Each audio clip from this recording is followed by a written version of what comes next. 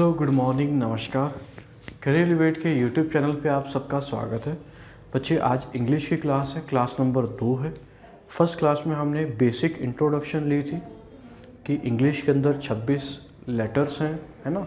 Alphabet बोलते हैं English alphabet. English alphabet के अंदर 26 लेटर हैं, जिसमें से 21 कॉन्सोनेंट हैं, 5 वॉवल हैं, जिनके 44 साउंड होते हैं, वो हमने जाना था। और बेसिक स्ट्रक्चर के बारे में हमने डिस्कशन किया था कि इंग्लिश का बेसिक स्ट्रक्चर क्या है। Subject, verb plus object. Subject क्या है एक्टिव वॉइस में, जो डूअर होता है। ऑब्जेक्ट जिस पे काम होता है ना, जो रिसीवर ऑफ द एक्शन है वो ऑब्जेक्ट है। और जो काम हुआ है वो आपकी वर्ब है। ये एक्टिव वॉइस की बातें हैं। पैसिव वॉइस हम आगे पढ़ेंगे, उसमें ज़्यादा डिटेल में हम पढ़ेंगे। और मैंने बताया था कि पार्ट ऑफ स्पीच जो है वो टोटल 9 होते हैं, तो उनके बारे में आज डिस्कशन हमें करना है कि नाउन क्या है, प्रोनाउन क्या है, एडजेक्टिव क्या है, एडवर्ब क्या है, वर्ब क्या है, कंजक्शन क्या है, प्रेपोजिशन क्या है।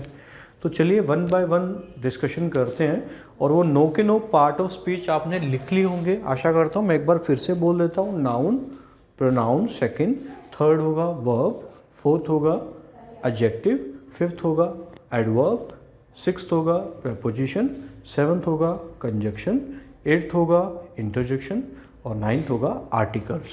ठीक है, आर्टिकल को जनरली लोग पार्ट ऑफ स्पीच में नहीं गिनते, पर आर्टिकल बहुत इंपॉर्टेंट है बच्चे, है ना। ये हम अभी मैं बताऊंगा कि इसका इंपॉर्टेंस क्यों है। एक तो एग्ज़ाम में आते हैं क्वेश्चन, ये तो इंपॉर्टेंस है ही है, वैसे भी इसका इंपॉर्टेंस है। यही लोगों को समझ में नहीं आता कि आर्टिकल ए एंड द, लोग सोच लेते हैं कि आर्टिकल तो सिर्फ ए एंड द ही है, इसके अलावा कुछ है ही नहीं। बट इनका भी अपना एक यूज़ है सेंटेंस के अंदर, ठीक है, वो आगे हम देखेंगे बच्चे। तो अभी हम सबसे पहले डिस्कशन करेंगे नाउन क्या है और क्या इसके यूज़ हैं सेंटेंस के अंदर। जैसे जब मैं ऑफलाइन पढ़ाता हूँ बच्चे, तो मैं पूछता हूँ कि नाउन की डेफिनेशन क्या है, तो मुझे यही जवाब मिलता है कि name of person, place, thing is called noun. अगर आप इसके अलावा कुछ अलग डेफिनेशन जानते हैं, खैर मुझे आप बता नहीं पाएंगे, तो ज़्यादातर बच्चे यही बोलते हैं 90% तक, 95% तक कि नेम ऑफ पर्सन, प्लेस और थिंग इज़ कॉल्ड नाउन। तो फिर जब मैं उनसे पूछता हूँ कि बच्चे एयर क्या है, एयर मतलब हवा। हवा ना तो पर्सन है, ना प्लेस है, ना थिंग है, कोई वस्तु भी नहीं है ना हवा। तो हवा क्या है, हवा नाउन नहीं है क्या। एयर शब्द जो है ना, एयर समझ रहे हो, ये वाला, ये एयर शब्द जो है, क्या ये नाउन है या नाउन नहीं है। नहीं है तो क्यों नहीं है। तो मतलब अब तक जो हमने ये डेफिनेशन, एक बेसिक से हम डेफिनेशन पढ़ लेते हैं ना बच्चे। जैसे मैंने एक बीमारी का नाम लिख दिया बच्चे, टाइफाइड, ठीक है। एक और बीमारी का नाम लिख दिया HIV, ठीक है। तो ये क्या है, ये नाउन नहीं है क्या। ये भी तो नाउन है, बट ये ना तो पर्सन है बच्चे, किसी पर्सन का नाम नहीं है ना टाइफाइड और HIV, समझ रहे हो, गोट माई पॉइंट। ना ही कोई प्लेस है, कोई प्लेस थोड़ी है, स्थान, प्लेस जैसे कि बच्चे दिल्ली, कलकत्ता, ठीक है, कोलकाता जिसका नाम हो गया, मुंबई, ऐसे थोड़ी है टाइफाइड। ना ही ऐसे HIV है, ना ही किसी थिंग का नाम है, किसी वस्तु का नाम भी नहीं है। तो मतलब नाउन की जो हम ये वाली डेफिनेशन देते हैं ना कि नेम ऑफ पर्सन, प्लेस और थिंग, ये अधूरी है, ये बचपन की डेफिनेशन है। नाउन की डेफिनेशन आज से तुम्हें सिर्फ यही याद रखनी है बच्चे कि नाउन क्या है। जो भी किसी का नाम हो ना, वो क्या है, आपका नाउन है। कोई भी नेमिंग वर्ड जो है ना, वो क्या है, आपका नाउन है। किसी भी चीज को आपने नाम दे दिया ना, किसी भी चीज को, किसी को भी नाम दे दिया, तो वो क्या कहलाएगा, नाउन कहलाएगा। जैसे कि मेरे हाथ में मार्कर है बच्चे, ये जिससे मैं लिख रहा हूँ, इसको मैंने नाम क्या दिया हुआ है, मार्कर नाम दिया हुआ है। तो ये भी क्या है, अपने आप में नाउन है। मेरे हाथ में ये वॉच है, इसको क्या नाम दिया हुआ, वॉच नाम दिया हुआ है, तो ये भी क्या है, एक नाउन है, ठीक है। अर्थ, धरती क्या है, नाउन है। एयर नाम दे दिया ना, ठीक है। गैस का जो इन्वायरमेंट है उसको नाम दे दिया हमने, क्या नाम दे दिया, एयर नाम दे दिया, तो वो भी क्या है, नाउन है। गर्ल क्या है, नाउन है। बॉय क्या है, नाउन है।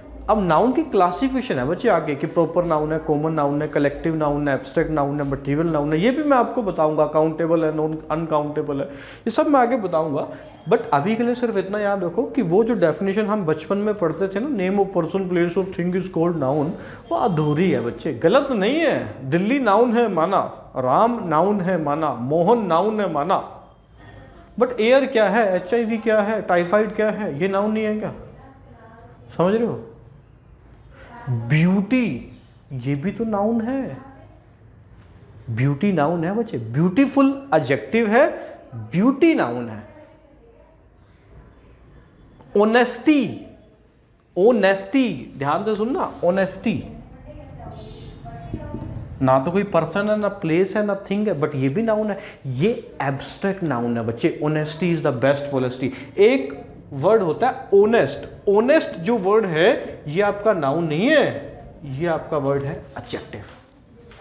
जैसे बोलते हैं ना, Ram is an honest boy, right, ये एडजेक्टिव है। मैंने बताया था डी साइलेंट होता है। अब इसके बारे में डिस्कशन करूंगा, अभी मैं सिर्फ आपको नाउन बता रहा हूँ, कंफ्यूज नहीं होना। जैसा कि मैंने पिछली क्लास में बच्चे बोला था, पेशेंस बहुत जरूरी है। शुरू की 6-7 क्लासेस पेशेंस रखो, काफ़ी सारी गलतफहमियां भी तुम्हारी दूर होंगी, पर धीरे धीरे। तो ध्यान से सुनना और बड़े मज़े से पढ़ना है, ठीक है बच्चे, फ्री होके पढ़ना। ये नहीं कि दिमाग में कोई और टेंशन है, साथ में IPL चल रहा है, कुछ और चल रहा है, उनका मैसेज आ रहा है, देख लो फटाफट। ये सारी चीज़ें थोड़ी देर के लिए साइड कर दो, उनको बोल दो कि 1.5 घंटा क्लास करनी है, उसके बाद कर लेना, ठीक है। तो ऑनेस्ट जो है ये एडजेक्टिव है, ऑनेस्टी जो है ये नाउन है। समझ में आया ना?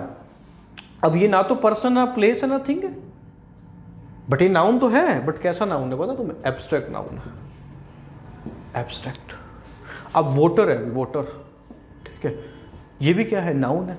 तो आज से तुम्हें एक ही चीज़ याद रखनी है मेरे बच्चे, और वो चीज़ ये है कि कोई भी नेमिंग वर्ड जो है ना, ये नाउन है। क्या इतना पढ़ लेने से नाउन खत्म हो जाएगा क्या? नहीं बच्चे, नाउन तो मैं आगे पढ़ाऊंगा। नाउन खुद में ही 15-20 घंटे का चैप्टर है, छोटा चैप्टर नहीं है। कम से कम 8 से 10, 12-15 क्लासेस मेरे को नाउन कंप्लीट करने में लगेंगी। डिटेल में कराऊंगा पूरी नाउन, ठीक है। HSSC के लिए उतना नहीं करना, बट SSC के लिए, बैंकिंग वगैरह के लिए डिटेल में करना पड़ेगा अपने को नाउन चैप्टर, ठीक है।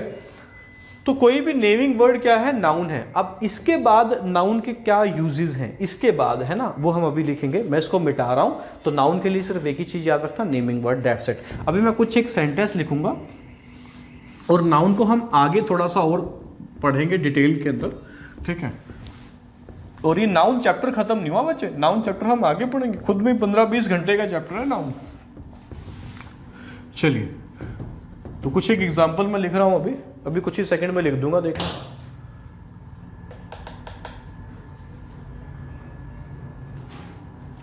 चलिए, ये 8 सेंटेंस आपके सामने लिखे हुए हैं बच्चे। इनका या तो स्क्रीनशॉट ले लो या इनको नोट कर लो। चलिए, इनको 1 बाय 1 समझते हैं। जैसे सबसे पहले सेकंड सेंटेंस पे आते हैं बच्चे। लिखा हुआ है टीचर्स टीच स्टूडेंट। तो टीचर्स पढ़ाने वाले हैं। टीचर्स यहाँ पे क्या है? नाउन है, ठीक है, नाम है ना। जो पढ़ाने वाले हैं उनको नाम दिया गया बच्चे। क्या नाम दिया गया? टीचर्स नाम दिया गया, ठीक है। पढ़ने वाले कौन है? उनको नाम दिया गया क्या? जो पढ़ रहे हैं, टीचर से, उनको स्टूडेंट नाम दिया गया। तो ये भी क्या है? नाउन है। और टीच, टीचर्स ने काम क्या किया? आप बोलेंगे कि सर काम क्या? पढ़ाने का। तो जो काम होता है, एक्शन वाला वर्ड होता है, वो वर्ब होता है। अभी हमें सिर्फ नाउन पे रहना बच्चे, ध्यान रखना, ठीक है। तो ये जो टीचर्स है, इसने काम किया, ये डूअर है ना, टीचर्स डूअर है। यहाँ पे क्या काम किया? पढ़ाने का काम किया। तो ये टीचर्स इस सेंटेंस के अंदर क्या है बच्चे? सब्जेक्ट है। कोई शक है? नहीं है ना, होना भी नहीं चाहिए, ठीक है। टीचर्स ने काम किया पढ़ाने का, तो ये सब्जेक्ट है। और ये पढ़ाने का काम किस पर हुआ? किसको पढ़ाया गया? जैसा मैंने बोला था ना लास्ट क्लास में कि वर्ब से आपको 2 सवाल पूछने हैं, व्हाट या whom। तो टीच व्हाट, व्हाट तो नहीं मिलेगा। टीच whom, क्योंकि स्टूडेंट है ना आगे। व्हाट का मतलब थिंग के लिए आएगा ना, टीचर्स टीच इंग्लिश या he teach English, he teaches English, है ना। तो टीच whom, टीच स्टूडेंट। तो ये जो स्टूडेंट है, ये यहाँ पे क्या है? ऑब्जेक्ट है। और दोनों क्या है? नाउन है। तो मतलब नाउन सेंटेंस के अंदर किसका काम करता है बच्चे? नाउन सेंटेंस के अंदर काम करेगा या तो सब्जेक्ट का, या करेगा किसका? ऑब्जेक्ट का। यही 2 काम दिए गए हैं। किसको काम दिए गए हैं? नाउन को काम दिए गए हैं। किसके अंदर? सेंटेंस के अंदर। कि भाई तुम या तो सब्जेक्ट का काम करो या किसका काम करो? ऑब्जेक्ट का काम करो। क्या मेरी बात समझ पाए भी भाई? टीचर्स ने पढ़ाया तो ये सब्जेक्ट हो गए, क्योंकि मैंने बताया था डूअर ऑफ द एक्शन क्या होता है? सब्जेक्ट होता है। और रिसीवर ऑफ द एक्शन क्या होता है? ऑब्जेक्ट होता है। तो ये पढ़ाने का काम स्टूडेंट्स पर हुआ तो ये ऑब्जेक्ट हो गया। आई होप सो कि यार ये क्लियर हुआ होगा। अब इस सेंटेंस पे आते हैं, we prohibit smoking. We pronoun हो गया, अभी हम पढ़ेंगे आगे, ठीक है? समझ पा रहे होंगे, इतना बेसिक इंग्लिश तुम्हें आता है। हम वी प्रोहिबिट क्या करते हैं? प्रोहिबिट स्मोकिंग, स्मोकिंग को प्रोहिबिट करते हैं, ठीक है? प्रोहिबिट मतलब रोकते हैं, निषेध है ना? तो काम हुआ वर्ब, ठीक है? प्रोहिबिट रोकने का काम हुआ, और रोका क्या? What, prohibit what? स्मोकिंग।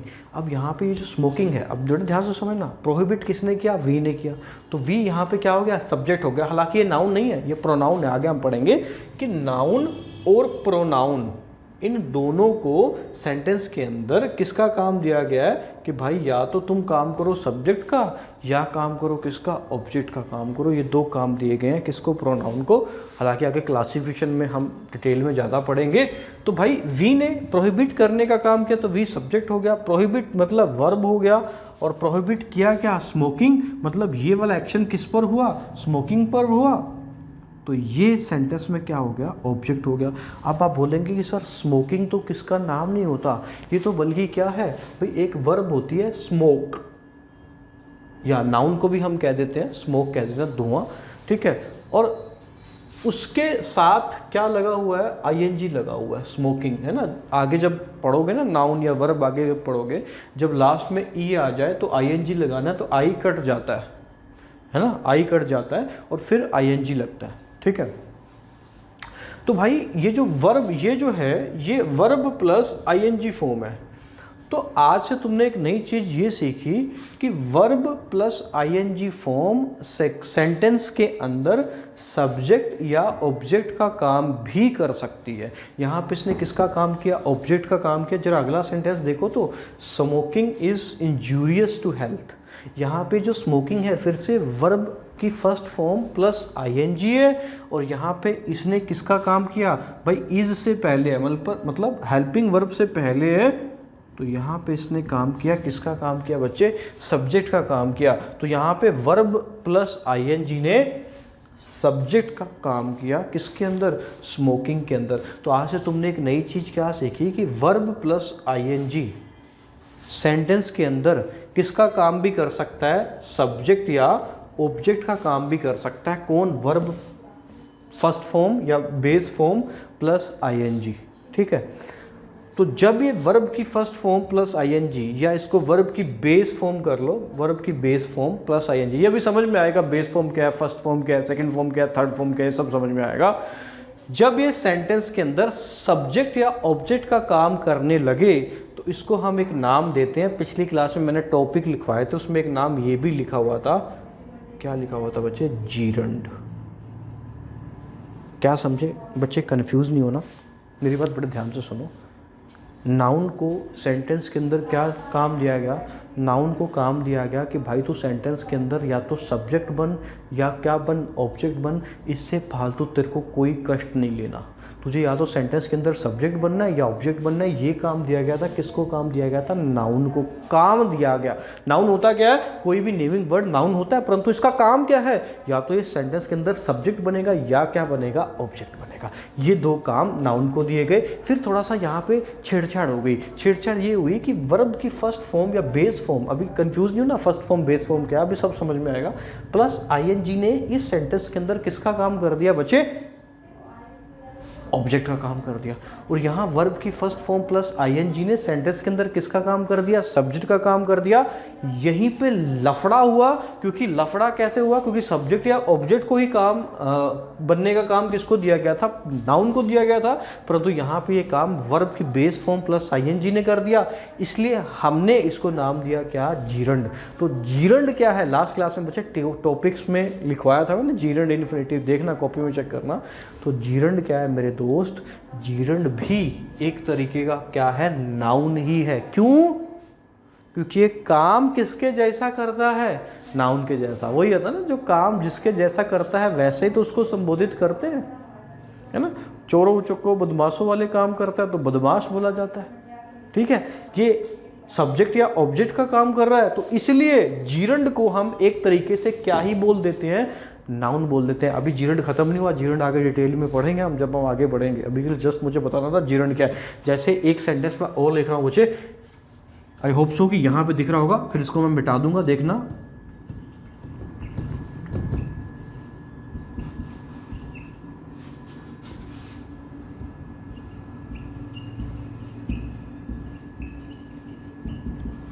बच्चे जरा हैबिट की स्पेलिंग बताना जरा।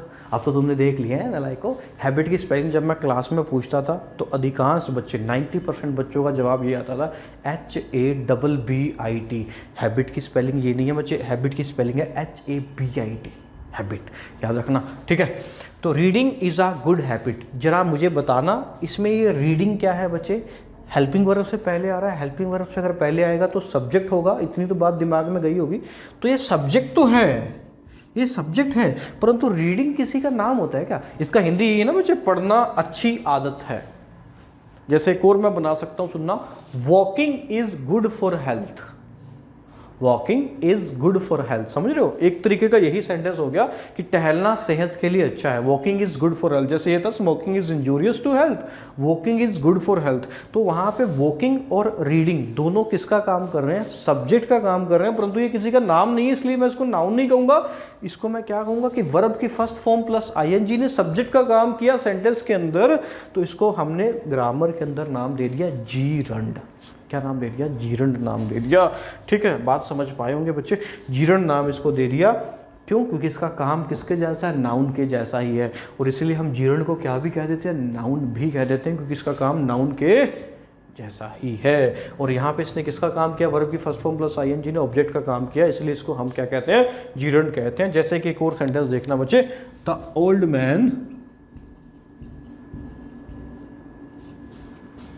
Was sorry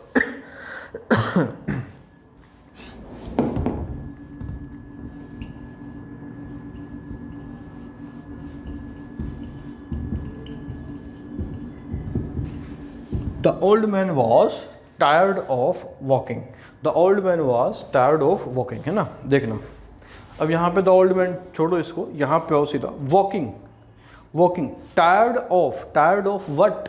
walking. तो ये जो वॉकिंग है ना बच्चे, ये यहाँ पे क्या है? ऑब्जेक्ट है, और वर्ब की base form plus ING. Walk मतलब चलना होता है ना बच्चे, चलना मतलब एक्शन है। हालांकि वॉक नाउन का काम भी करेगा, आगे एक सेंटेंस के अंदर यहाँ लिखा है, देखो यहाँ पे नाउन है। कंफ्यूज नहीं होना, मेरी बातों को डाइजेस्ट कर लो थोड़ा थोड़ा अभी के लिए, समझो। यहाँ पे ये ऑब्जेक्ट है और वर्ब की बेस फॉर्म प्लस आईएनजी है, ऑब्जेक्ट का काम कर लिए, इसलिए इसको मैं क्या बोलूँगा? जीरंड नाम दूंगा। बात समझ में आई होगी, आई होप सो, कि ये सेंटेंस के अंदर क्या है? जीरंड का काम कर रहा है। तो जीरंड समझ में आया ना बच्चे? जीरंड सेंटेंस के अंदर या तो सब्जेक्ट का काम करेगा या ऑब्जेक्ट का काम करेगा। और स्ट्रक्चर कैसा है? वर्ब की बेस वर्ब की base form plus ING, gerund, ठीक है। तो ये सेकंड, थर्ड और फोर्थ सेंटेंस में बच्चे बता चुका हूँ, ये मैं मिटा देता हूँ, ठीक है। आगे बढ़ते हैं। तो नाउन को क्या काम दिया गया बच्चे सेंटेंस के अंदर कि तू क्या बन? नाउन काम करेगा सेंटेंस के अंदर या तो सब्जेक्ट बनने का या क्या बनने का? ऑब्जेक्ट बनने का। इसके फालतू कोई भी काम किसको नहीं दिया गया? नाउन को नहीं दिया गया, ठीक है। और यही काम जब वर्ब की बेस फॉर्म प्लस आईएनजी करने लगती है तो उसको हम बोल देते हैं जीरंड, ठीक है। कि वर्ब की बेस फॉर्म प्लस आईएनजी जब सेंटेंस में सब्जेक्ट या ऑब्जेक्ट का काम करने लगती है तो उसको हम जीरंड बोल देते हैं। अब यहाँ पे आते हैं, ये क्या बोला है देखना भाई इज वर्ब है, वर्ब से पहले क्या मिलेगा तुम्हें? सब्जेक्ट मिलेगा, क्योंकि उसका डूअर पहले आएगा ना बच्चे। तो यहाँ तो ये टूअर जो है ये कोई नाम थोड़ी है किसी का। टूअर इधर ऐसा थोड़ी है, नाम थोड़ी है किसी का। तो यहाँ पे जो टूअर है ये काम किसका कर रहा है? सब्जेक्ट का काम कर रहा है। और मैंने बोला कि सेंटेंस के अंदर सब्जेक्ट या ऑब्जेक्ट का काम नाउन या प्रोनाउन को दिया गया बच्चे। तो यहाँ पे ये क्या है? बेसिकली टू प्लस वर्ब का बेस फॉर्म है, बेस फॉर्म। ये सेंटेंस के अंदर किसका काम कर रहा है बच्चे? सब्जेक्ट का काम कर रहा है। अगर टू प्लस वर्ब का बेस फॉर्म अभी समझ में आएगा बच्चे, जल्दबाजी नहीं, क्लास मत छोड़ना, पूरी समझ लो, पूरी देख लो, ठीक है, पेशेंस बड़ा जरूरी है। टू प्लस वर्ब का बेस फॉर्म अगर सब्जेक्ट या ऑब्जेक्ट का काम करने लगेगा अगर सेंटेंस के अंदर, तो उसको हम बोलते हैं, एक नाम देते हैं, जो कि लास्ट क्लास में मैंने टॉपिक में लिखा हुआ था, इन्फिनिटिव। क्या नाम बोलते हैं बच्चे? इन्फिनिटिव। जब टू प्लस वर्ब का बेस फॉर्म सेंटेंस के अंदर किसका काम करे, या तो सब्जेक्ट का या ऑब्जेक्ट का काम करे, उसको नाम देते हैं इन्फिनिटिव। और वर्ब की फर्स्ट फॉर्म या बेस फॉर्म, अभी बेस फॉर्म प्लस आईएनजी अगर सब्जेक्ट या ऑब्जेक्ट का काम करे तो उसको हम बोलते हैं जीरंड। जीरंड है ना। इसका हिंदी क्या है बच्चे? To err is human to forgive divine. इसका हिंदी होता है गलती करना इंसानी फितरत है और माफ़ करना क्या है? ईश्वर समतुल्य है। To err is human and to forgive divine. ये एसएससी सीजीएल के अंदर ऐसे भी पूछा गया था एक question fill in the blanks के अंदर कि टू अर इज ह्यूमन, उसने यहाँ पे लगा दिया ब्लैंक और पूछा डैश फॉरगिव डिवाइन। आगे ऑप्शन में दे रखा था फोर इनटू इन ऑफ, ये, और एक फिफ्थ ऑप्शन था टू, ये ऑप्शन में दे रखे थे। अब तो तुम्हें बड़ा इजी लगेगा, to err is human to forgive divine, कि अब तो टू ही लगाएंगे।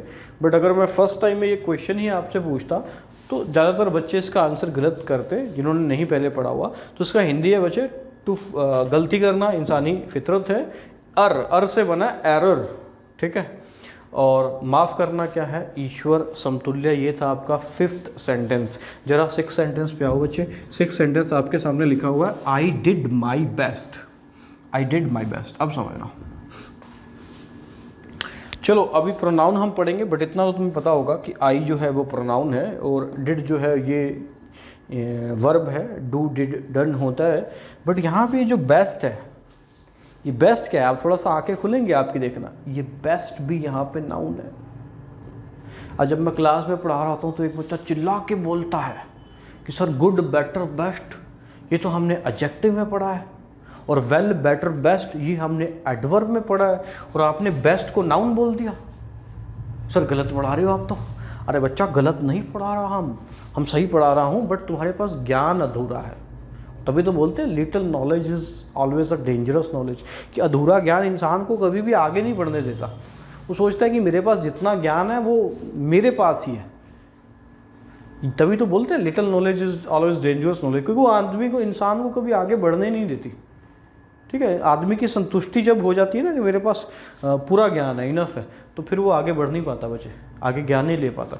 तो आई डिड माई बेस्ट में यहाँ पे जो बेस्ट है ना, ये नाउन है। और ये नाउन क्या है भाई? देखना, मैं यहाँ पे ये लगा दूँ, बेस्ट की जगह ये लगा दूँ, समझना एक सेकंड के लिए। I did my homework. अब होमवर्क क्या है बच्चे? होमवर्क क्या है? घर का काम। या मैं ये काट दूँ, आई डिड माई वर्क कर दो, सिर्फ होमवर्क भी काट दूँ अगर। डिड माई वर्क, मैंने अपना काम कर लिया, आई डिड माई वर्क। अब ये वर्क यहाँ पे क्या है? अब तुम बोलोगे ना ये वर्क तो नाउन है, अनकाउंटेबल नाउन है, ये तो बोलोगे ना यार अनकाउंटेबल नाउन है वर्क, इतना तो तुम्हें पता होगा। नहीं पता तो नाउन में हम डिटेल में जानेंगे।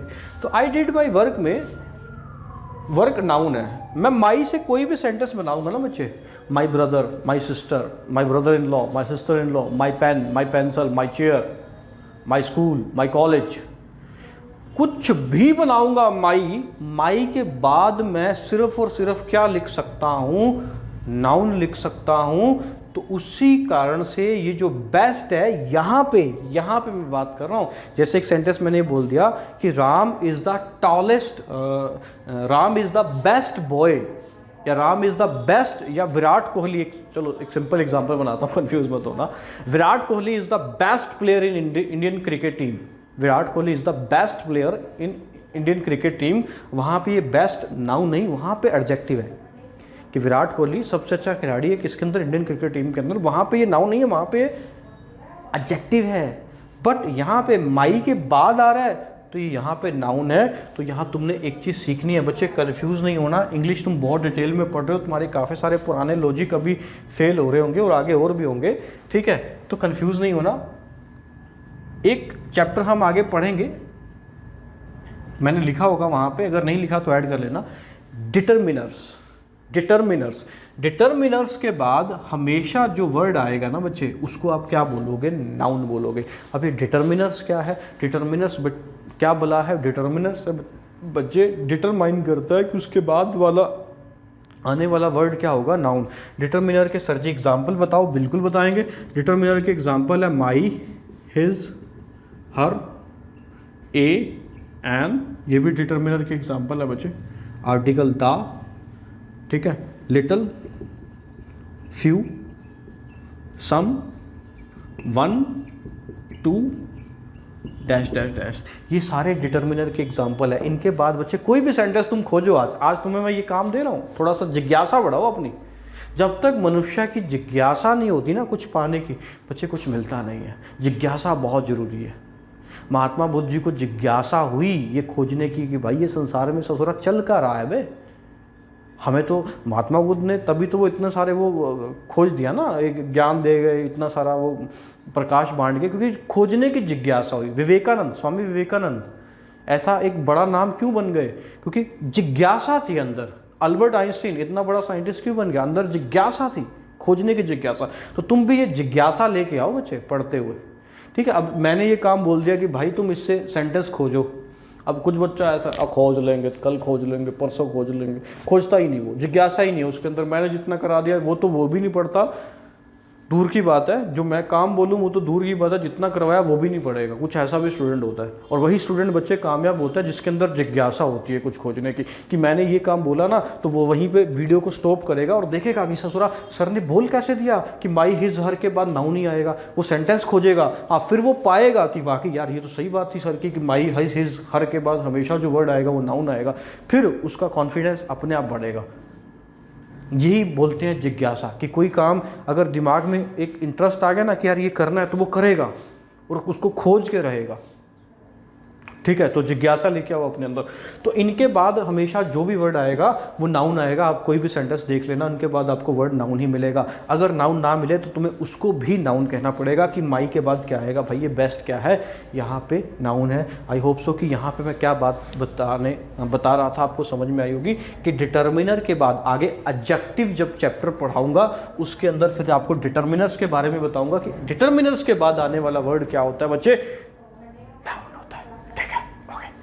और डिटर्मिनर के अंदर ही ए एन द आ जाएगा आपका। Got my point? ओके, मिटा रहा हूँ। इन सब के बाद बच्चे नाउन आता है। एक एग्जांपल मैं बता देता हूँ, जैसे one chair, one student, one girl, one boy, यही तो बोलोगे ना बच्चे। One student, one girl, one boy, one chair, ये गर्ल, बॉय, चेयर, स्टूडेंट, ये क्या है? ये तुम्हारा नाउन ही तो है। समझ रहे हो कब है? और ए एन दा के बाद भी बच्चे नाउन आएगा। अभी हम पढ़ाएंगे ये भी तुम्हें। जैसे ये एग्जाम्पल है, देखना, मिटा रहा हूँ बच्चे इसको थोड़ा सा भी बताऊंगा। फर्स्ट एग्जाम्पल, ये जो सेंटेंस लिखा हुआ है, बाकी डिटेल में हम आर्टिकल में इसको पढ़ेंगे।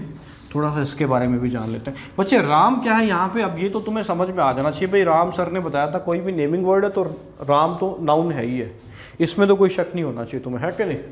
इतना तो मैं पढ़ा चुका हूँ तुम्हें, इतने तो तुम बुद्धिमान हो ही। खैर, और इज़ क्या है? तो ये क्या है? बीइंग वर्ब है, ठीक है। हालांकि हेल्पिंग वर्ब के रूप में भी यूज़ होती है, बट यहाँ पे एक इसका काम कर रही है, मेन वर्ब का ही काम कर रही है, ठीक है। कंफ्यूज नहीं होना, जो बात नहीं समझ में आ रही वो आगे समझ में आएगी। मेन वर्ब क्या है, हेल्पिंग वर्ब क्या है, ये मैं समझाऊंगा।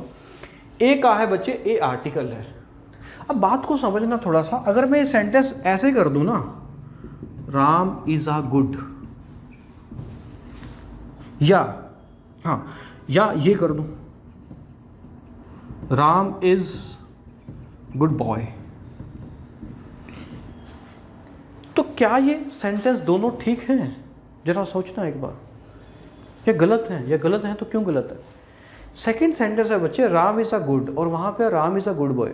आपने यहाँ पे ए देखा। अब इतना तो तुम्हें पता होगा ना कि यार ए आर्टिकल है, ए एंड द आर्टिकल है, इसको आर्टिकल कहते हैं बच्चे। जहां तुम्हें आर्टिकल दिखा ना, उसके बाद तुम्हें नाउन दिखेगा। अगर नहीं दिखा तो वो आर्टिकल भी नहीं दिखेगा। That's it. अगर आर्टिकल दिखा तो नाउन दिखेगा, अगर नाउन नहीं दिखा तो आर्टिकल की कोई औकात नहीं है अकेले आने की। आर्टिकल कहता है कि जी मैं तो अकेला सर्वाइव ही नहीं कर सकता, मुझे तो साथ चाहिए किसी ना किसी का। अकेले तो मेरा रहने का मतलब ही नहीं है, मुझे नहीं रहा जाएगा अकेला, मुझे साथ दो। किसका साथ दो? नाउन का साथ दो, मैं तभी आऊँगा, अदरवाइज नहीं आऊँगा। तो ये सेंटेंस बच्चे गलत है और ये सही है, Ram is good boy. Noun अकेलो आ सकता है, नाउन का अपना एक वजूद है, बट आर्टिकल को तो साथ चाहिए। किसका साथ चाहिए? नाउन का साथ चाहिए। बच्चे ये सेंटेंस सरासर गलत है। इस ए के बाद क्या आया? कुछ भी नहीं आया। समझ में आ रहा है? ओके, तो थोड़ा सा मैंने आपको हिंट दिया है सेंटेंस का, बट ज़्यादा डिटेल में हम आगे जाएंगे, क्योंकि अभी मैं अगर ज़्यादा डिटेल में बच्चे ये पढ़ाने लग जाऊंगा तो फिर तुम कंफ्यूज हो जाओगे, क्योंकि बाकी पार्ट ऑफ स्पीच भी मुझे पढ़ाने हैं। Got my point? तो राम सब्जेक्ट है, ये मेन वर्ब का काम यहाँ पे कर रही है। थोड़ा इसको डाइजेस्ट कर लो। मेन वर्ब, हेल्पिंग वर्ब क्या है ये आगे पढ़ेंगे हम। ए आर्टिकल है, आर्टिकल आया तो सेंटेंस में तुम्हें नाउन मिलेगा, नहीं मिला तो आर्टिकल नहीं आएगा। समझ में आया? ठीक है, ओके। फर्स्ट सेंटेंस भी मैंने कंप्लीट करा दिया आपको। ये वाले दोनों सेंटेंस अभी के लिए होल्ड ऑन पे रखता हूँ, बट थोड़ा सा ये जान लो कि भाई ये जो I went for a walk, walk ए क्या है बच्चे? तेरा डिटर्मिनर है। हालांकि इसको आप आज से डिटर्मिनर नाम दो, बट बेसिकली इसको आप आज तक क्या पढ़ते आए हो? ऊपर अगर दिख नहीं रहा तो ए डिटर्मिनर है, ये इसको आज तक नाम क्या देते आए हो? आर्टिकल नाम देते आओ। आर्टिकल आया तो आपको क्या मिलेगा? नाउन मिलेगा ही मिलेगा। तो ये वॉक यहाँ पे क्या है? नाउन का काम कर रहा है। इन दोनों सेंटेंस को मैं आगे पढ़ाऊंगा, अभी के लिए स्टार मार्क कर लेते हैं, ठीक है? ये नोट जरूर कर लेना यहाँ पर, थोड़ा सा स्पेस छोड़ देना। अगर तुम नोट्स बना रहे हो, कुछ भले काम कर रहे हो, भले आदमी, तो थोड़ा सा स्पेस भी छोड़ देना, ठीक है? आगे बढ़ते हैं।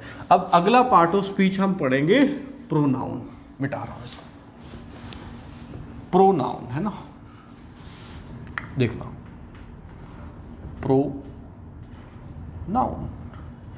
कहीं ना कहीं तुम्हें ऐसा नहीं लग रहा कि नाउन के आगे प्रो लगा दिया कि भाई ये तो नाउन ही है? जैसे समझना, मैंने यहाँ पे हाथ रख लिया, ये स्पेलिंग है ना प्रोनाउन की, तो कहीं ना कहीं तुम्हें ये लगेगा कि यार ये तो नाउन ही है, इसमें तो नाउन नहीं आ रहा है, पर उसके आगे क्या लगा दिया? प्रो आ गया। तो बस यही है, ये नाउन ही है एक तरीके से, परंतु फर्क क्या आप समझना, ये क्या करेगा? नाउन को रिप्लेस करेगा, रिप्लेसेस नाउन। सिर्फ इतना सा काम है किसका? प्रोनाउन का। जैसे जो ऑफिस वगैरह में पीआरओ होते हैं ना बच्चे, बोलता है कि मैं नहीं आऊँगा आज, मेरा पीआरओ आएगा, मतलब उसका सब्स्टिट्यूट भी होता है ऑफिस के अंदर, ठीक है? जैसे 2 क्लर्क हैं, एक नहीं आया तो बोला आज मेरा पीआरओ आएगा, मेरे स्थान पे आएगा। पीआरओ का फुल फॉर्म होता है वहाँ पे पब्लिक रिलेशन ऑफिसर। ठीक वैसे ही है, बोलता है प्रोनाउन कि अगर नाउन को मैं क्या कर दूंगा? रिप्लेस कर दूंगा। तो नाउन को रिप्लेस करने का काम किसको दिया गया? प्रोनाउन को। जैसे आप बचपन में बच्चे ऐसे लिखते थे माय बेस्ट फ्रेंड पे ऐसे लिखते थे कि Ram is my best friend. अगली लाइन में फिर ये नहीं लिखते थे Ram is my class fellow, Ram lives in my neighbourhood, ये नहीं बोलते थे। बोलते थे Ram is my best friend, he is my class fellow, he lives in my neighbourhood, his mother and वगैरह वगैरह वगैरह। समझ लो, राम को बार बार नहीं लाते थे। कौन बोलता है आजकल राम का नाम बार बार? ठीक है, तो वही राम की जगह हम सेंटेंस के अंदर, अगले ही सेंटेंस के अंदर क्या यूज कर लेते थे? ही यूज कर लेते थे। तो राम तो नाउन है, नाउन को हम रिप्लेस कर देते थे। किससे रिप्लेस कर देते थे? प्रोनाउन से रिप्लेस कर देते थे।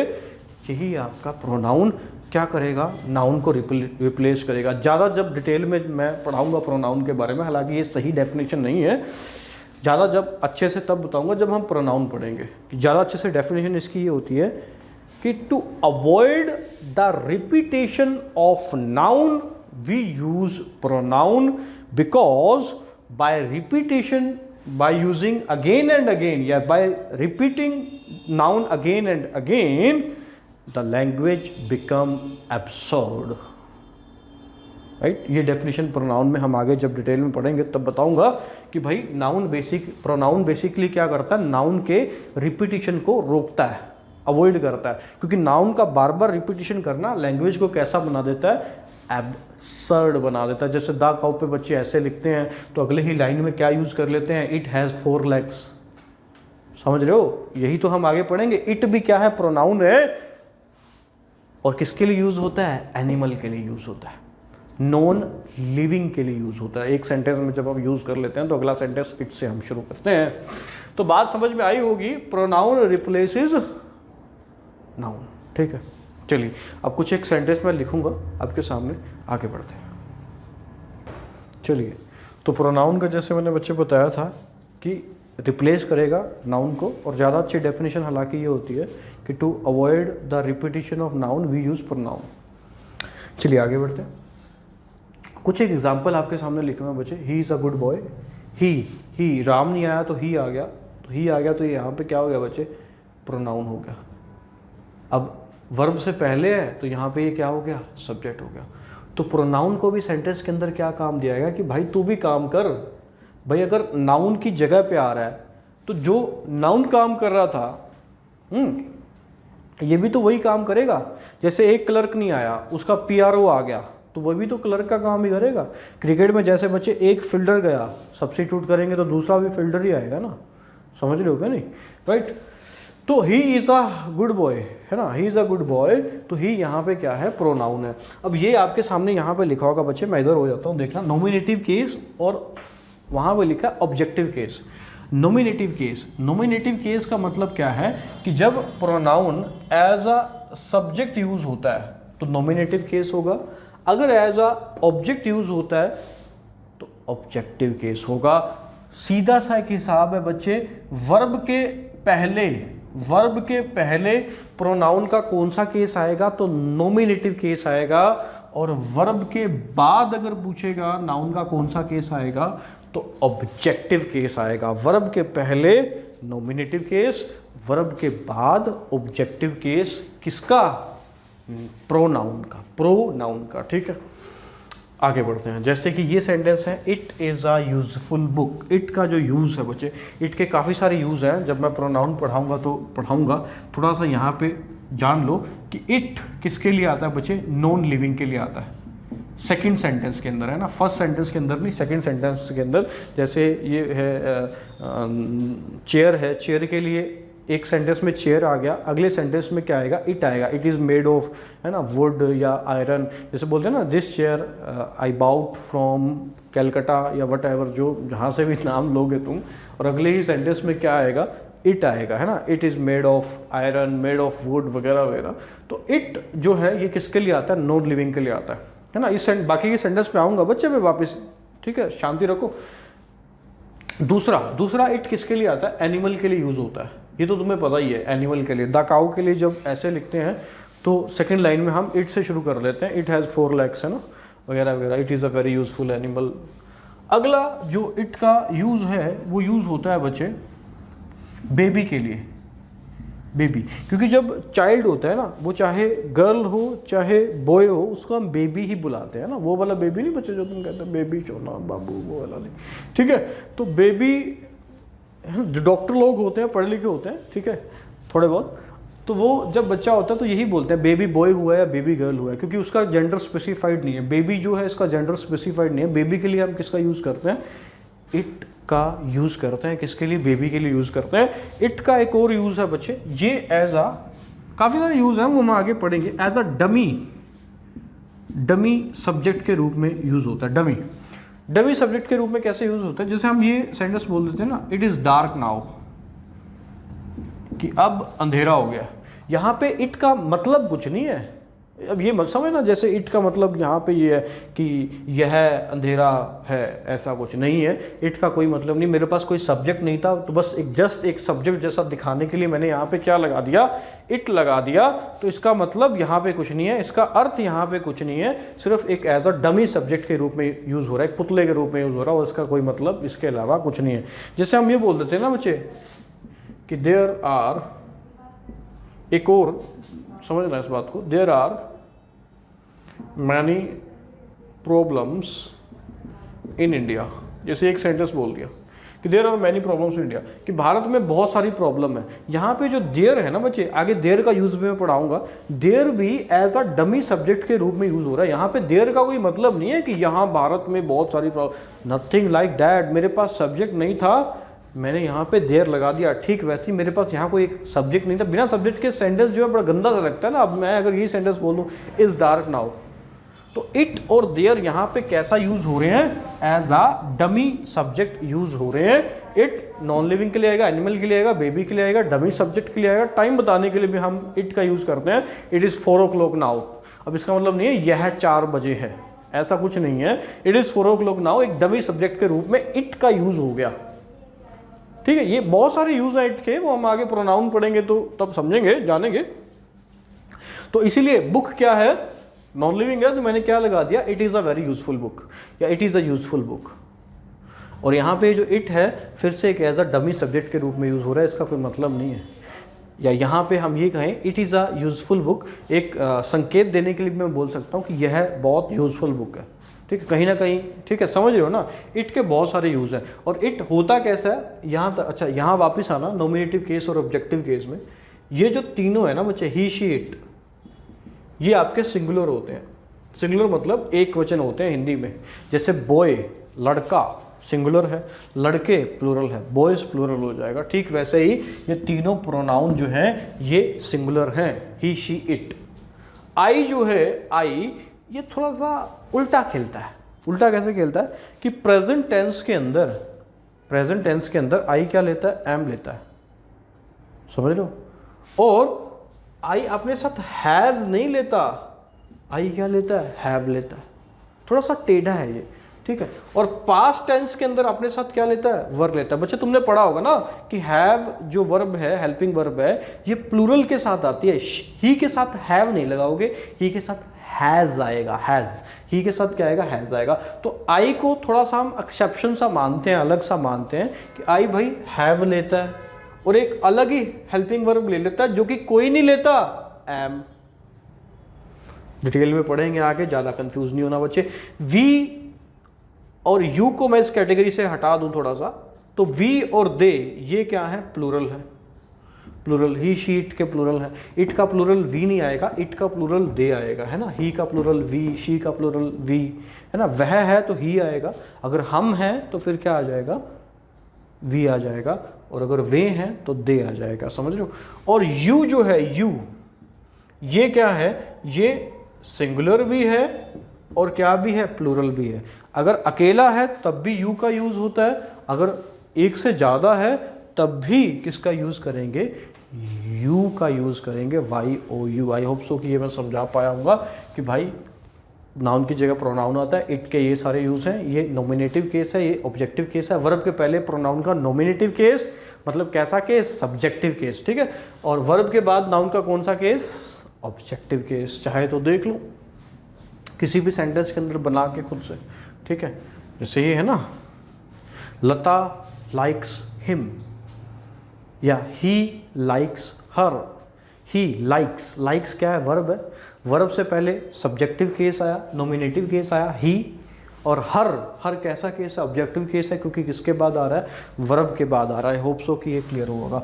अब सवाल ये उठता है कि क्या ऐसा क्वेश्चन आएगा क्या पेपर में, इतना इजी क्वेश्चन आएगा, ही is a good boy, it is a useful book, बताओ इसमें प्रोनाउन क्या। नहीं बच्चे, एसएससी सीजीएल में ये बहुत अच्छा क्वेश्चन पूछा गया था 2018 के अंदर, बहुत अच्छा, ये मैंने लिख दिया एज इट इज। क्या ये सेंटेंस सही है, जरा देखो तुम। इसको मैं मिटा रहा हूँ, तब तक स्क्रीनशॉट आपने ले लिया होगा, या बैक जाके वीडियो के फिर से भी ले सकते हो, ठीक है। ये थर्ड सेंटेंस जरा देखो, इतना मैं इसको मिटा देता हूँ ऊपर वाले को। क्या ये सही है या गलत है,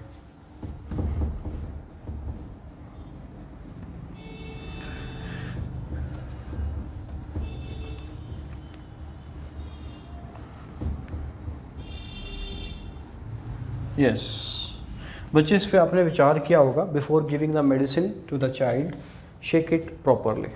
जब मैं क्लास में ये सेंटेंस लिखा था तो काफ़ी सारे बच्चे इसको सही बताए थे। मैंने पूछा जब सही कैसे है, तो उन्होंने बोला कि before giving the medicine to the child या टू चाइल्ड, कि बच्चे को दवाई देने से पहले उसको शेक कर लो, अच्छे से हिला लो, अच्छे से, है ना, शेक इट प्रॉपरली कर लो। तो मैंने पूछा कि भाई ये जो इट है, इट शेक इट प्रॉपरली, ये शेक किसको करना है, चाइल्ड को करना है या मेडिसिन को करना है। तो बच्चे का जवाब ये था कि सर ऑब्वियसली कॉमन सेंस है कि इट तो शेक जो करेंगे वो तो मेडिसिन को ही करेंगे, बच्चे को थोड़ी शेक करेंगे, ठीक है। बट इंग्लिश कॉमन सेंस पे नहीं चलती बच्चे, ग्रामर कॉमन सेंस पे नहीं चलती। ये जो इट है ये चाइल्ड के लिए भी यूज़ हो सकता है, ये मेडिसिन के लिए भी यूज़ हो सकता है। मैं यहाँ कॉमन सेंस के बेस पे, ग्रामर की बात हो रही है, बोलचाल की भाषा में हम बोल देते हैं कि before giving the medicine to the child shake it properly, ठीक है। बोल देते हैं कि यार कॉमन सेंस है कि इट तो फिर वो हिलाने के लिए, शेक इट करने के लिए तो मेडिसिन को ही बोलेगा, ठीक है, चाइल्ड को थोड़ी बोलेगा, समझ रहे हो? तो यहाँ ग्रामर में हम कॉमन सेंस की बात नहीं कर सकते, क्योंकि इट मैं चाइल्ड के लिए भी यूज़ कर सकता हूँ, मेडिसिन के लिए भी यूज़ कर सकता हूँ। समझ रहे हो? तो इसका करेक्ट वर्जन क्या होगा, जरा सोचो एक सेकंड। अब तो मैंने बता दिया कि ये सेंटेंस गलत ही है, पर गलती क्या है ये सोचो एक बार। तो बच्चे सोचा होगा, ठीक है, मैं बताता हूँ इसका क्या है, देखना। ये होगा बच्चे, shake the medicine properly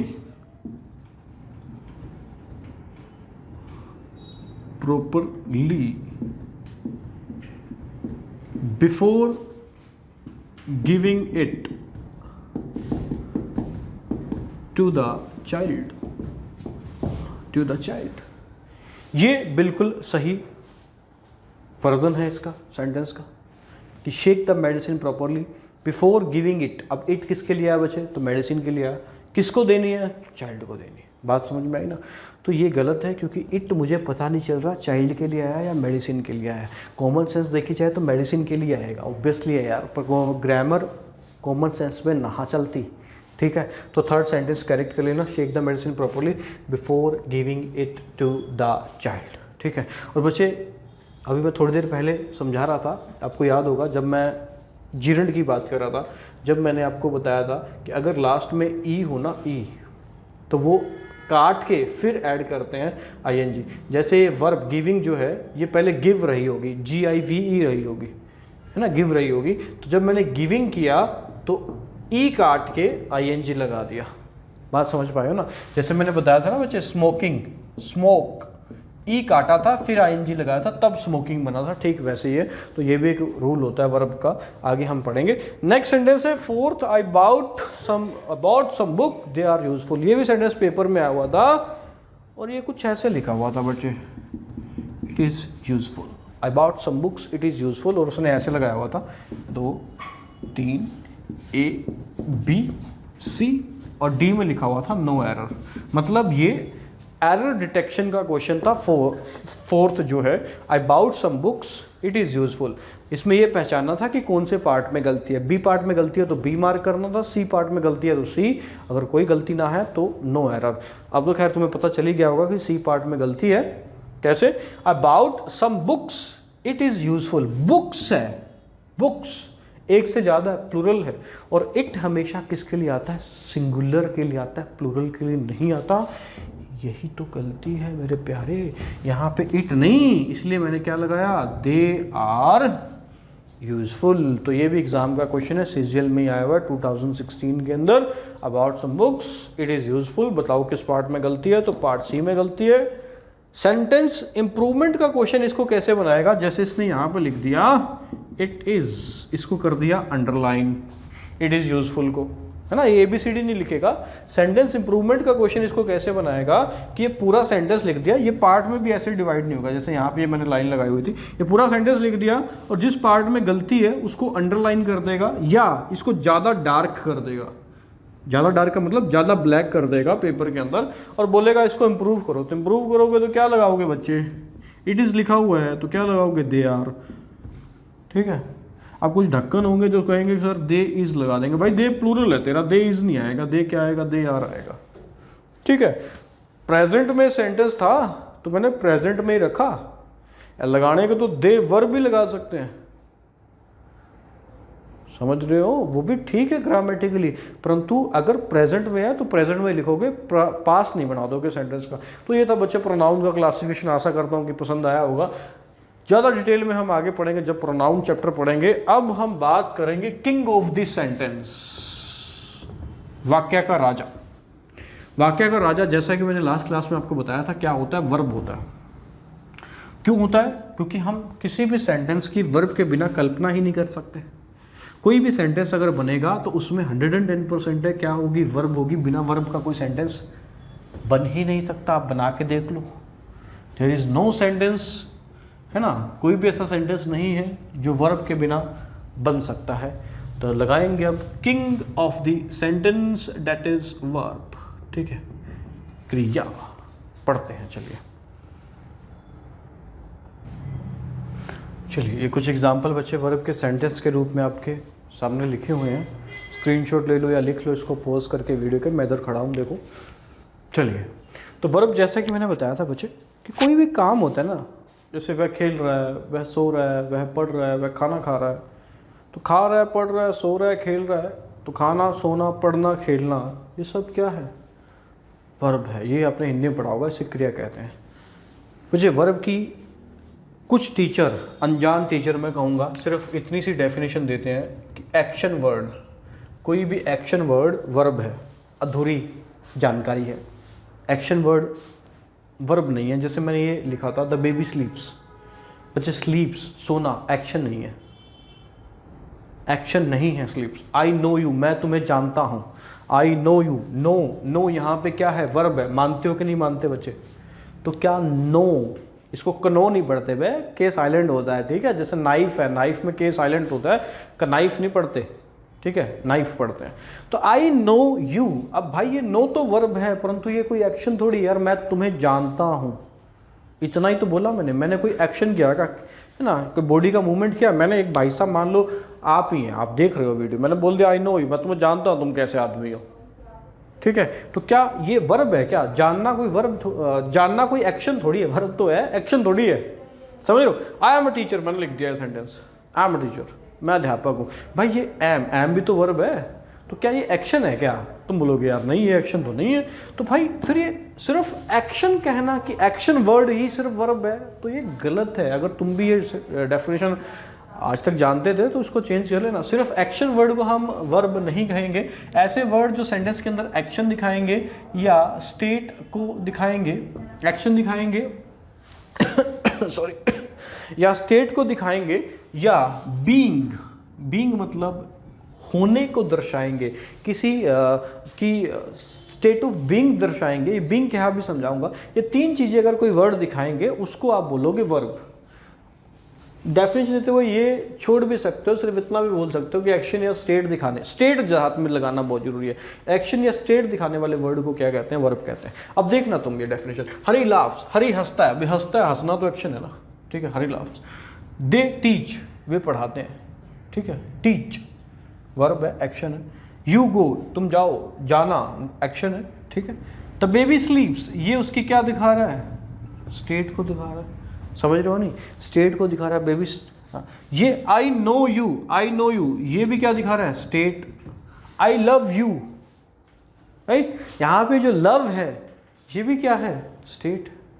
action थोड़ी है कि, समझ रहे हो क्या नहीं, राइट। आई एम टीचर, ये क्या दिखा रहा है? अब ये बीइंग, मेरे होने को दर्शा रहा है कि मैं क्या हूँ, मैं टीचर हूँ। जैसे बोलते हैं ना, he is a doctor, he is a player, is, वहाँ पे वो क्या वर्ब है? बीइंग वर्ब है। बीइंग मतलब होने को दर्शा रहा है कि वो एक्चुअली में क्या है, ठीक है, समझ रहे हो। तो वर्ब को सिर्फ इतना कहना कि यार वर्ब सिर्फ क्या है? एक्शन ही है, तो ये सरासर क्या हो जाएगा? गलत हो जाएगा। वर्ब सिर्फ एक्शन नहीं दिखाता, वर्ब स्टेट भी दिखाएगा, वर्ब बीइंग मतलब होने को भी दर्शाएगा। जैसे इसमें I am a teacher, he is a doctor, ठीक है, वी आर स्टूडेंट्स, राइट। तो यहाँ पे ये बीइंग को भी दर्शाता है। और ये क्या है? ये कोई एक्शन वर्ब नहीं है बच्चे। स्लीप्स और नाउ, ये कैसी वर्ब है? ये स्टेटिव वर्ब है, ये स्टेट को दर्शाते हैं। आशा करता हूँ कि आप समझ पाए होंगे। अब तक मैंने पार्ट ऑफ स्पीच में केवल 3 का आपको इंट्रोडक्शन दिया, नाउन, प्रोनाउन और वर्ब। ये खत्म नहीं हुए, ये हम आगे डिटेल में पढ़ेंगे। जस्ट होता गया वो हमने जाना, थोड़ा सा मैं रिवाइज कराऊँ, इसके बाद हम वोकैब करने वाले हैं बच्चे। नाउन क्या था? कोई भी नेमिंग वर्ड, नेमिंग वर्ड क्या था बच्चे? नाउन था। फिर हमने बात की कि जीरंड भी सेंटेंस के अंदर किसका काम करता है? नाउन का, क्योंकि नाउन को हमने सेंटेंस के अंदर किसका काम दिया हुआ है? सब्जेक्ट या ऑब्जेक्ट का काम दिया हुआ है। इन्फिनिटिव, इन्फिनिटिव क्या है? टू प्लस वर्ब का बेस फॉर्म। ये भी सेंटेंस के अंदर सब्जेक्ट या ऑब्जेक्ट का काम करता है, इसलिए इसको भी हम क्या बोल सकते हैं? नाउन। और लास्ट में क्या था? डिटरमिनर। डिटरमिनर मैंने बताया था, हिज, हर, माई, है ना, लिटिल, फ्यू, सम, 1, 2, 3, ये सब, ए एंड द, इवन ये भी क्या है? डिटरमिनर ही है। इनके बाद हमेशा जो वर्ड आएगा वो क्या आएगा? तेरा नाउन आएगा। और प्रोनाउन क्या था? कि नाउन के रिपीटिशन को अवॉइड करने के लिए, रोकने के लिए हम किसका यूज करते हैं? PRO का, पब्लिक रिलेशन ऑफिसर, मतलब प्रोनाउन का यूज करते हैं बच्चे। और वर्ब क्या है ये अभी भी बताया। आशा करता हूँ ये तीनों पार्ट ऑफ स्पीच समझ में आए होंगे। आगे बचे हैं 6, वो हम अगली क्लास में करेंगे। अब बच्चे टाइम हो चला है वोकैब का, ठीक है, लंबी क्लास हो जाती है। कुछ बच्चे बोलते हैं कि सर इतनी देर हम देख नहीं पाते, वीडियो को 4 बार में देखना पड़ता है, ठीक है। तो इसी वजह से थोड़ा सा इसको भी हम आगे से ध्यान में रखेंगे कि 1 घंटे तक की ही वीडियो हो, ठीक है, या थोड़ा सा और 1 घंटे 10 या 15 मिनट की हो, ज़्यादा लंबी ना जाए। तो हम वोकैब शुरू करने वाले हैं, और वोकैब के लिए बच्चे PDF मैंने ग्रुप में डाल दी थी, आशा करता हूँ कि वो आपने डाउनलोड कर ली होगी फ़ोन के अंदर। वो या तो पेज पे लिख लेना उससे, हालांकि मैं यहाँ पे समझा रहा हूँ आपको, जैसे मैंने लास्ट क्लास में आपको पहला वर्ड करवाया था, याद होगा, बर्ली करवाया था ना बच्चे, बर्ली। तो बर्ली मैंने बताया था कि किसके लिए यूज़ करते हैं, कि जो स्ट्रॉन्ग है ना, हट्टा कट्टा आदमी होता है, उसको बर्ली कहते हैं। तो उसको मैंने लिंक करवाया था, कैसे लिंक करवाया था अगर याद होगा, कि बर्ली बली, बर्ली बली, बली मतलब बजरंग बली, बाहुबली, ये टाइप के लोग कैसे ही होते हैं, है ना, बली बाहुबली होते हैं, स्ट्रॉन्ग होते हैं, हट्टे कट्टे होते हैं। तो वैसे कुछ लिंक करवा के मैंने याद करवाया था, याद होगा। जैसे कुछ रूट भी मैंने बताए थे कि नियो, नियो रूट होता है नए का, जहाँ पे भी नियो से कोई वर्ड बनेगा उसका मतलब क्या भी होगा, नया ही होगा। फाइटा वर्ड था, जैसे नियो फाइट, फाइटा वर्ड मैंने बताया था प्लांट से रिलेटेड है। तो यहाँ पे हम वोकैब समझ रहे हैं, रटाया नहीं जा रहा है यहाँ पे वोकैब, ठीक है बच्चे। मिटा रहा हूँ, शुरू करते हैं वोकैब, ठीक है। वो PDF दूसरे फ़ोन में खोल लो, या कॉपी में नोट कर लिया करो, या बोर्ड पे जस्ट सुन मात्र लिया करो जो मैं चीज़ें बोलता हूँ, और उसको PDF से डाउनलोड लिख लिया करो, कॉपी में नोट्स बना लिया करो। इसको मिटा के अब मैं लिखता हूँ, चलिए बच्चे 3 वर्ड आपके सामने लिखे हुए हैं, 2 नाउन हैं, 1 एडजेक्टिव है।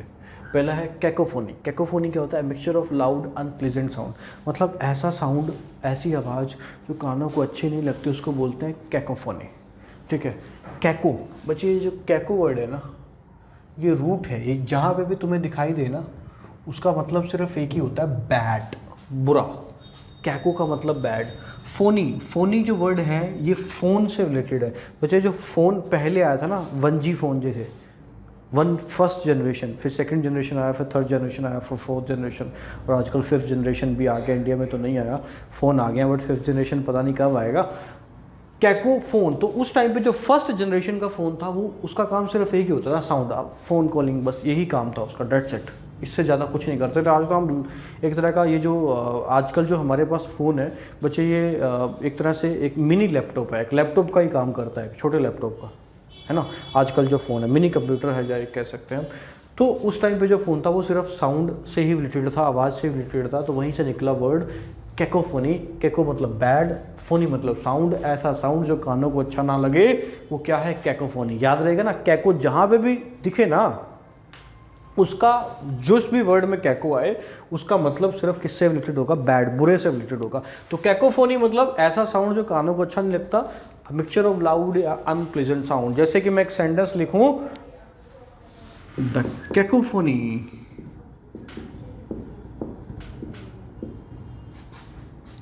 didn't allow me to sleep, ठीक है। कैकोफोनी ने मुझे सोने नहीं दिया, या डिडंट अलाउ मी, या लेट मी, कुछ भी कर लो, ठीक है, didn't let me sleep. Cacophony ने मुझे रात भर सोने नहीं दिया, या कैकोफोनी ने मुझे सोने नहीं दिया। कैकोफोनी मतलब ऐसा साउंड जो आंखों, जो कानों को अच्छा ना लगे। अ मिक्सचर ऑफ लाउड या अनप्लीजेंट साउंड। अनप्लीजेंट साउंड मतलब जो अच्छा नहीं लगता, date is cacophony.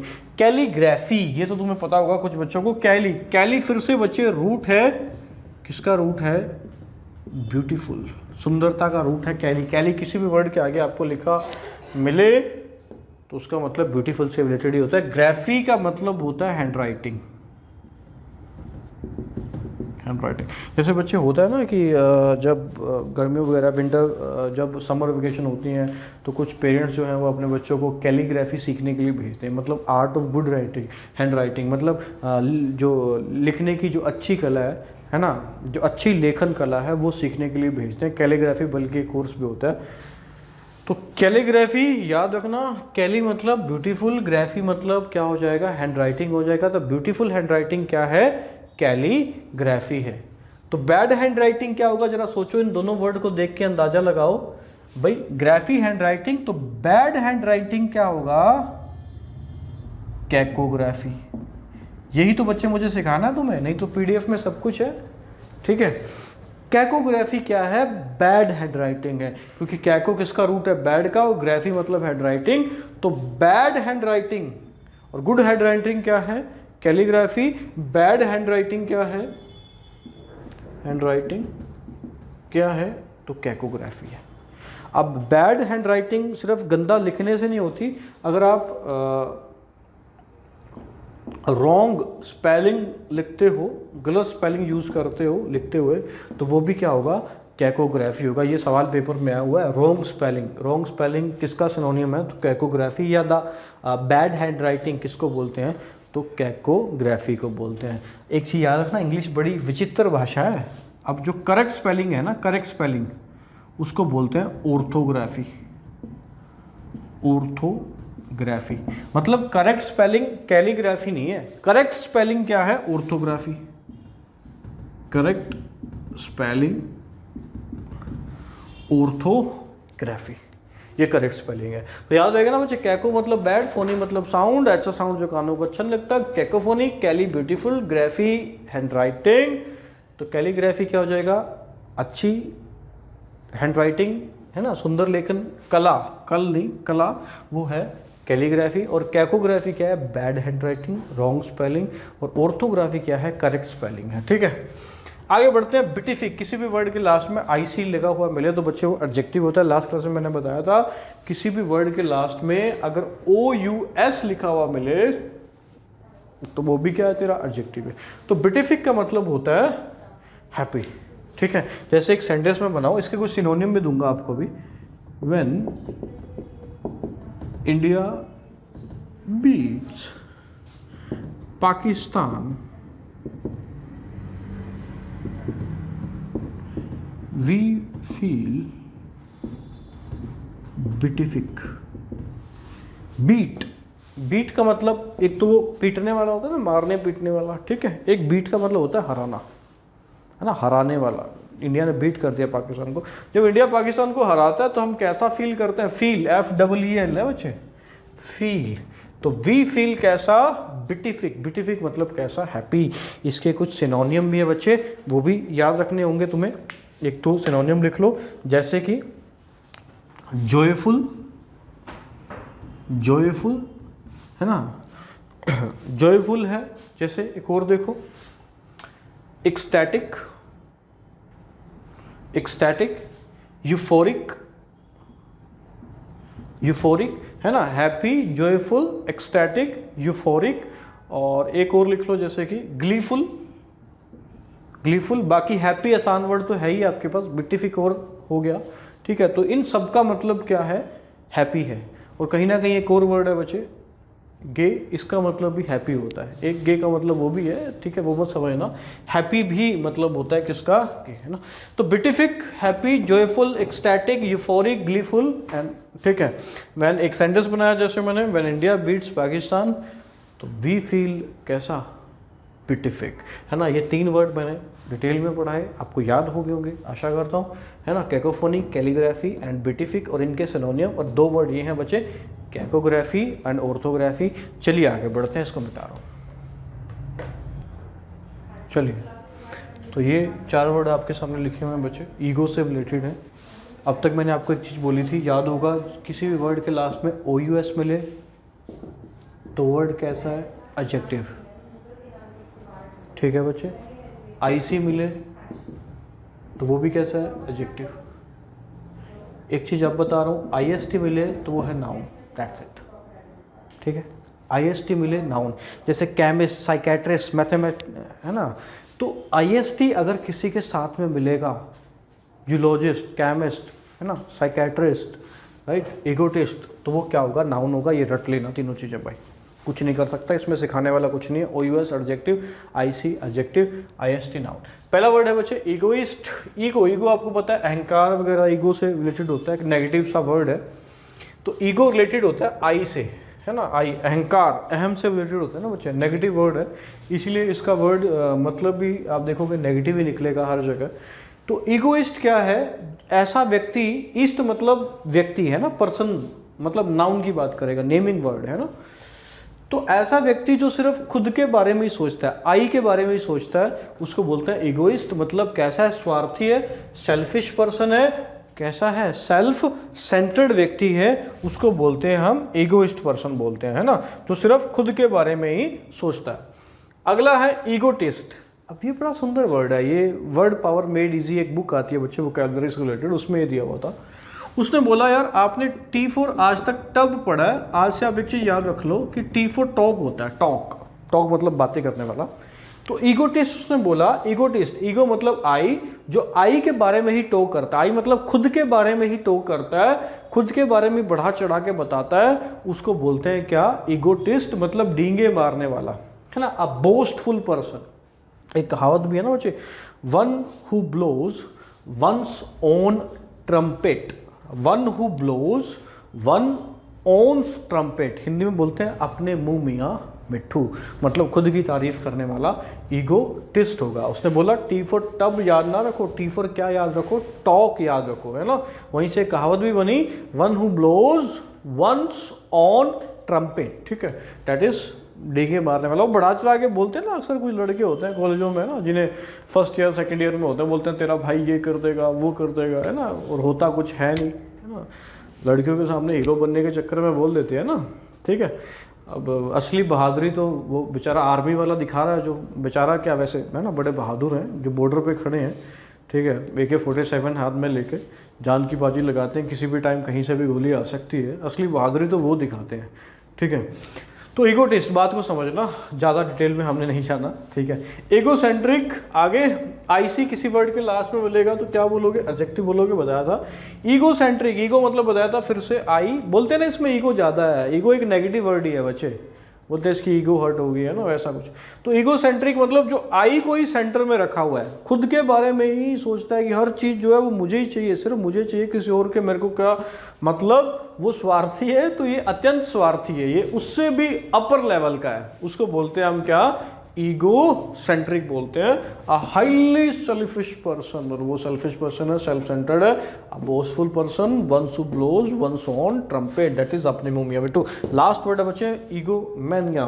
Mania, mania जहाँ पे भी लगे ना, उसका मतलब बच्चे ऑब्सेशन, ऑब्सेशन मतलब किसी भी चीज़ की सनक सवार है जिस पे, उसको बोलते हैं। किसी भी वर्ड के लास्ट में अगर मैनिया मिलेगा उसका मतलब निकलेगा ऑब्सेशन से। आगे वर्ड आएंगे तो फिर ये याद कराऊंगा, मैंने बताया था कि मैनिया का मतलब ऑब्सेशन होता है, सनक सवार होता है किसी चीज़ की, है ना।